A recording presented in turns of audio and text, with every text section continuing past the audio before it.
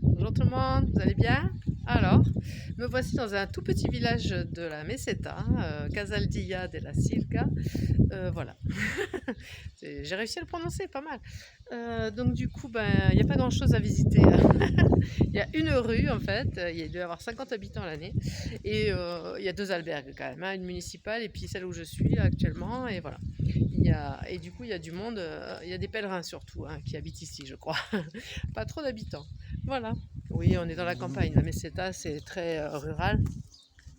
C'est l'agriculture et du coup, ben voilà, il y a plus grand monde. Hein. Tous les jeunes sont partis à la ville, j'imagine, et il reste plus que les personnes âgées qui sont là, quoi. C'est un peu genre Lozère, fin fond de la Lozère ou fin fond de l'Aveyron, quoi. Hein, c'est un peu ça. Donc, écoutez, aujourd'hui, petite étape de 24 km, je crois. J'ai un peu tourné, j'ai visité Carrión de los Condes. En fait, le truc, c'est que je me suis fait réveiller très tôt ce matin. Voilà. Le problème des albergues en Espagne, c'est que voilà, tous ces dortoirs, il y a toujours quelqu'un qui va vous réveiller à 5h du mat. Quoi. Parce que les gens vraiment ne sont pas discrets. Donc du coup, réveillé, ben, je me suis levée, ça m'a énervé, je me suis levée. Et du coup, je suis partie à 6h15. Quoi. C'était complètement nul parce qu'en fait, il faisait froid déjà. Parce qu'en ce moment, on n'est pas loin des gelées le matin, quoi. Et puis en plus j'avais la petite étape, et puis en plus je suis arrivée au village à 8h que je voulais visiter. Évidemment à 8h tout est fermé, hein, et il n'y a rien, il ne se passe rien en Espagne avant 10 ou 11h, il n'y a absolument rien. Donc du coup tout était fermé, donc j'ai visité quand même la ville tranquillement, mais bon, voilà quoi. Donc c'est moyennement intéressant de partir tôt en fait. D'autant plus qu'il fait pas chaud l'après-midi encore. On est toujours dans la vague de froid, enfin de froid entre guillemets là. Bon, voilà, j'étais un peu dégoûtée d'être réveillée tôt le matin comme ça, de me geler et voilà. Mais bon, donc en fait c'était une Allemande là qui déjà la veille au soir elle s'est endormie à 7h30 et même pas avant. Déjà tout l'après-midi elle était au lit, à 7h30 elle commençait à ronfler, à 8h elle ronflait comme un camion dans le dortoir, et puis évidemment elle servait à 5h ce matin hein, ou 5h30 quoi. Puis moi, le temps que j'émerge et que je parte en rando, voilà quoi. Bon bref, le problème c'est qu'elle était en dessous de moi. Moi j'étais sur le lit en haut et elle était en dessous. Donc elle a remis le lit pendant je ne sais pas combien de temps parce qu'évidemment elle a mis plus d'une demi-heure à se préparer. Bon bref, les aléas des albergués en commun, comme ça on est tous ensemble. Tu peux pas dormir en Espagne quoi. Ça n'a rien à voir avec la France, où la France, les gens je sais pas, ils se levaient beaucoup plus tôt, beaucoup plus tard je veux dire. Déjà, il y a le déjeuner à 7h30 en France. En général, on partait plutôt vers 8h. Hein, voilà. Là, ici, c'est du 6h, 5h30, 6h. Les gens, ils s'en vont. Tu te demandes qu'est-ce qu'ils vont faire. Bon, voilà. J'ai pris ma veste parce qu'il y a quand même un peu de vent. Il y avait un peu de vent encore.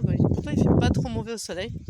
Mais voilà. Donc, aujourd'hui, pas de dénivelé. Hein. Je suis sur la Meseta hein, quand même. Pas de dénivelé. Bon, il y avait des petits tronçons de route, des pistes droites, mais... Bon, ça va, je gère. Je trouve pas ça trop ennuyeux finalement. J'aime bien parce que c'est quand même ça a son charme. Il y a les champs, c'est quand même il y a des arbres. Je pensais que c'était plus désertique que ça, mais pas du tout en fait. C'est assez, il y a de la végétation quoi. Il y a des arbres, il y a des villages, il y a des choses. Bon, aujourd'hui il y avait qu'un village, c'était Carrión del Conde que j'ai visité. Voilà, je vais tourner là parce que le village est terminé en fait. Je vais revenir. Voilà, ils ont des chiens les Espagnols. Donc lui, il n'est pas content de me voir passer. Hola! Il parle espagnol, vous croyez ce chien? Je sais pas. Hola! On fait que passer.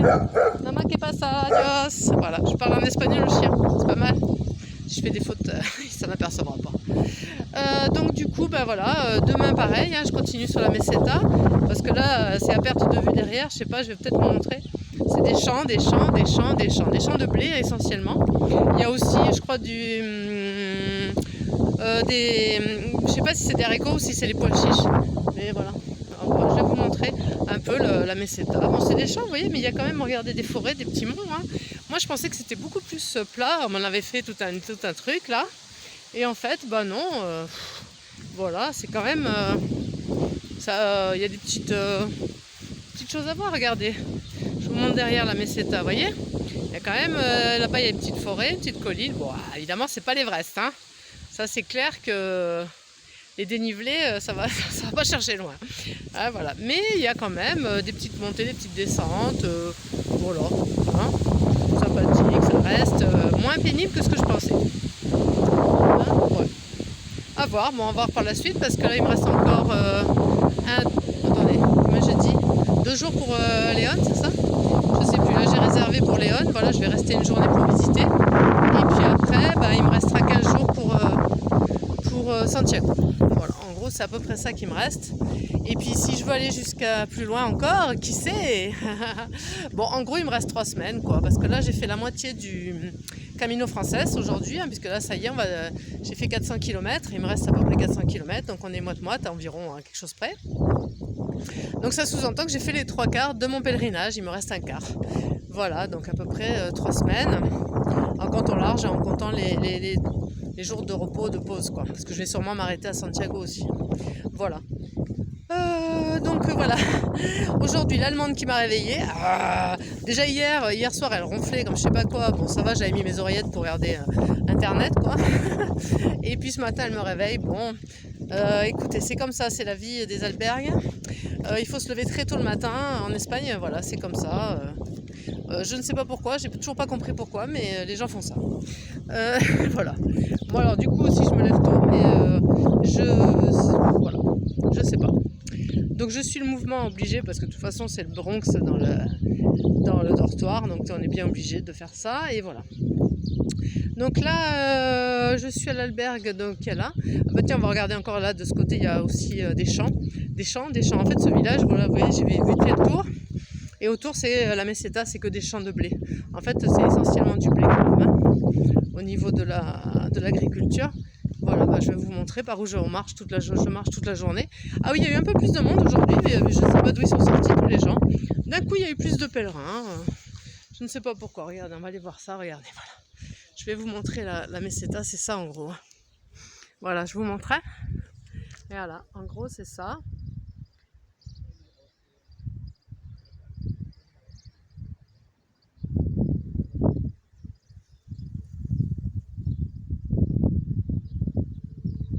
Voilà, c'est des champs. Et puis vous marchez au milieu des champs sur des chemins, oui, plus ou moins carrossables, quoi, des chemins carrossables. Et voilà, ils ont un peu mis du sable dessus. C'était un peu pénible parce que j'avais mis mes sandalettes et il y avait des cailloux qui rentraient dedans. Donc au bout d'un moment, je me suis mis un peu sur le côté. Ça allait mieux pour moi. Voilà, la Meseta, bah, j'y suis. J'en ai encore pour quelques jours.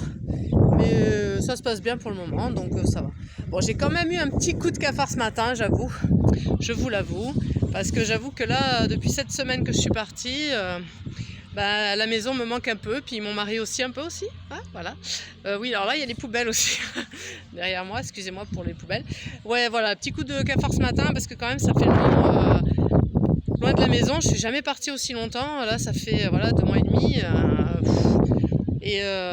Et toute seule surtout, voilà, c'est ça, hein, parce que encore quand on est avec quelqu'un, bon, on se soutient les uns les autres, ok, mais là, alors je suis pas seule dans le sens où je suis pas seule, il y a plein de gens autour de moi, mais je suis quand même seule dans mes décisions, dans mes coups de mou, je suis toute seule, quoi. Donc c'est vrai que c'est un peu compliqué psychologiquement. Voilà. Est-ce que c'est la Meseta, l'effet de la Meseta sur le moral? Je ne sais pas. En tout cas, bon voilà, du coup j'ai appelé Tony ce matin, mon mari, et puis il m'a remonté le moral, il m'a dit allez, il reste plus beaucoup, il faut que tu tiennes jusqu'au bout maintenant. Là, il faut que j'y aille, quoi.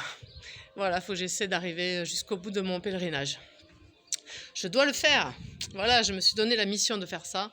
Je dois aller poser les prières, hein, de tout le monde, de Marie-Jo, José, Estelle, et voilà, donc il faut, et puis maintenant de Antonio et Carmen, voilà, il faut que je mette toutes ces prières-là dans l'église de Santiago, donc il faut que j'y arrive, et puis il faut que j'aille poser aussi, moi aussi, des choses, voilà, perso, et que je revienne meilleure, j'espère. Voilà, c'était l'intention de départ, donc il faut que j'aille jusqu'au bout pour y arriver.